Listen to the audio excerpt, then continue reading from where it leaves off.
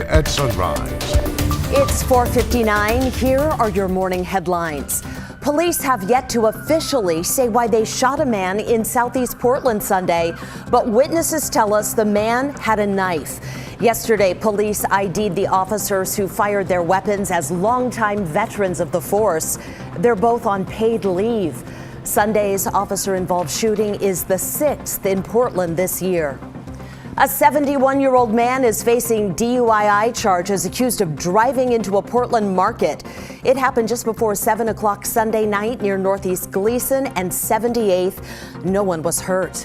Also, the Washington State Capitol is open again this morning after a bomb threat forced it to evacuate. State police canine teams and the bomb squad searched the building before giving the all clear. No word who made that threatening phone call.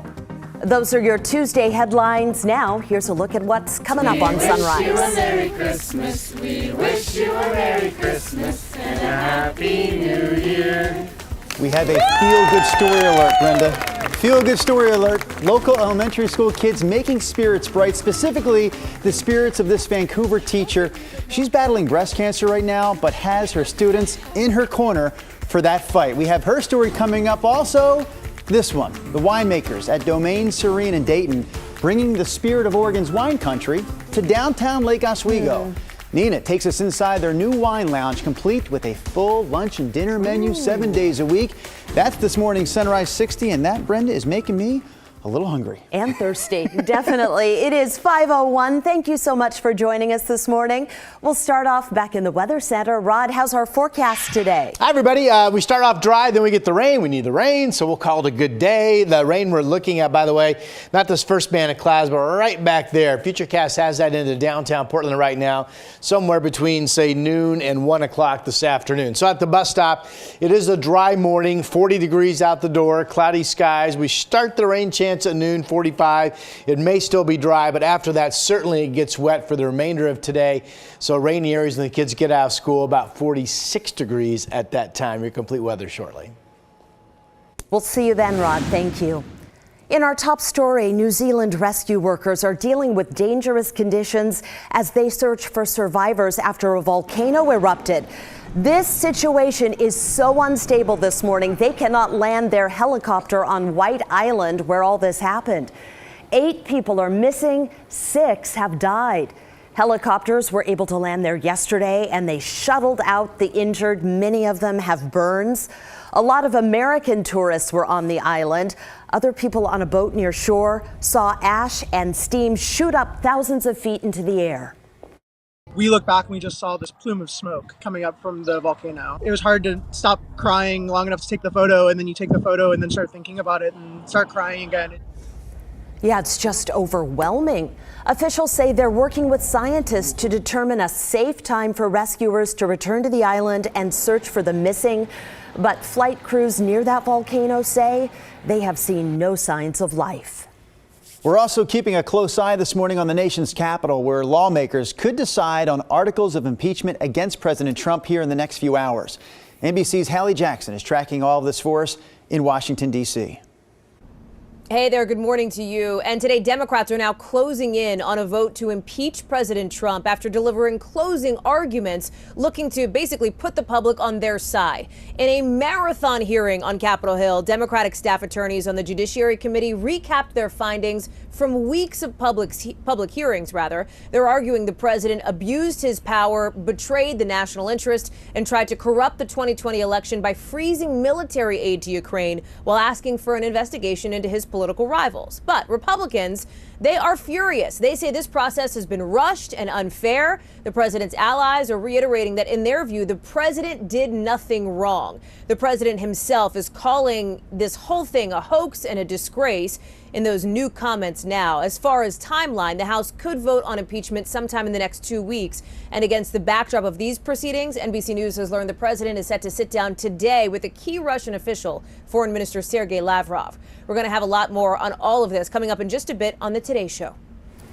All right, again, that's Hallie Jackson reporting for us this morning in Washington, D.C. We are expecting an announcement from Democratic House Speaker Nancy Pelosi this morning at 6 o'clock our time. We'll bring you that live. You can also keep up with the latest on the impeachment hearings at kgw.com or on our news app. Okay, closer to home this morning, Clackamas County Sheriff's deputies are declaring a hat trick after stopping 3 overnight burglaries. The crimes happened between late Sunday night and early Monday morning in Southeast Portland. In one case, deputies spotted a U-Haul leaving a construction site near 147th and Scouters Mountain. The driver got away but left behind thousands of dollars worth of stolen goods from another construction site. Construction managers say these crimes are all too common. It sucks. It really does. It happens a lot. Theft is probably one of our biggest problems. If not when we're not here, when we are here. Deputies arrested 2 men in a third construction site burglary early Monday morning. If you have any information about the other cases, you're asked to contact the Clackamas County Sheriff's Office. A group of employees protested at Nike's world headquarters in Beaverton yesterday, accusing the company of treating women unfairly. The Wall Street Journal reports that protest was timed to coincide with the reopening of a campus building named after running coach Alberto Salazar. Mary Kane tweeted out this photo of the protest. She's a former Nike Oregon Project athlete who claims that Salazar's coaching was detrimental to her health. So in that tweet, she said she's thankful to all the employees who stood up for better support of women in sports. Salazar, meanwhile, has been suspended from training for 4 years because of doping charges. Nike has defended Salazar, but also says it's investigating his treatment of athletes. If you're in Northwest Portland this afternoon, you may see protesters outside ODOT's headquarters. Students from Harriet Tubman Middle School and climate activists are protesting Oregon lawmakers' plan to widen I-5 through the Rose Quarter. That part of the freeway runs near the middle school, and critics worry the expansion will encourage more people to drive, resulting in more congestion and more pollution.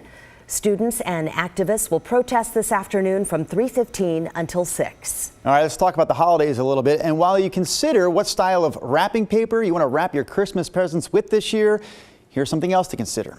The fact that some of that paper can actually be harmful to marine life and birds. Now, we're talking primarily about the shiny, glittery wrapping paper, which is really bad for 2 reasons. Number one, the shiny looking paper is often coated in plastic to get that sheen, and that means it's not actually recyclable.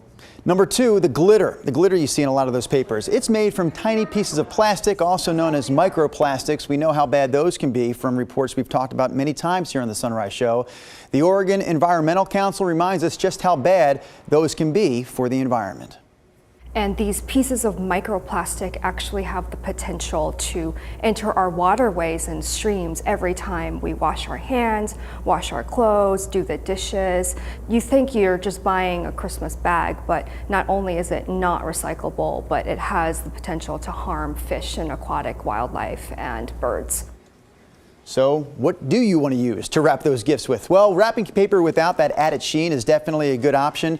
You can also consider using reusable items like towels or scarves to wrap your gifts with, or just use maybe some old tins or jars. All good ideas, but if the thought of wrapping presents kind of stresses you out, we want to help you find another way to get in the holiday spirit. We are mapping all of the best holiday light displays in the area. It includes professional shows and awesome home displays like this one in Canby. And we want to know where we can find more of these. If you have a suggestion, let us know at kgw.com. Then take a look at our growing map of places to check out. I was just on our website yesterday. My family's going to do this. They have some amazing light displays on that map. I have not been to Zoo Lights yet, have not been to Winter Wonderland yet, but you have a great one now that you visited last Friday for the show. Christmas in the Garden, Yes. out at the Oregon Garden in Silverton. I was really impressed because they've got 8 acres of beautiful light displays, and you stroll, and then they have the little warming fire pits, and they have the hot chocolate and some food. They have like 24 vendors to buy holiday, fun things. It was gorgeous. Yeah, they call it the Enchanted Forest there, and they really do a great job of lighting that up. And now they have a big sign that says Rod was here.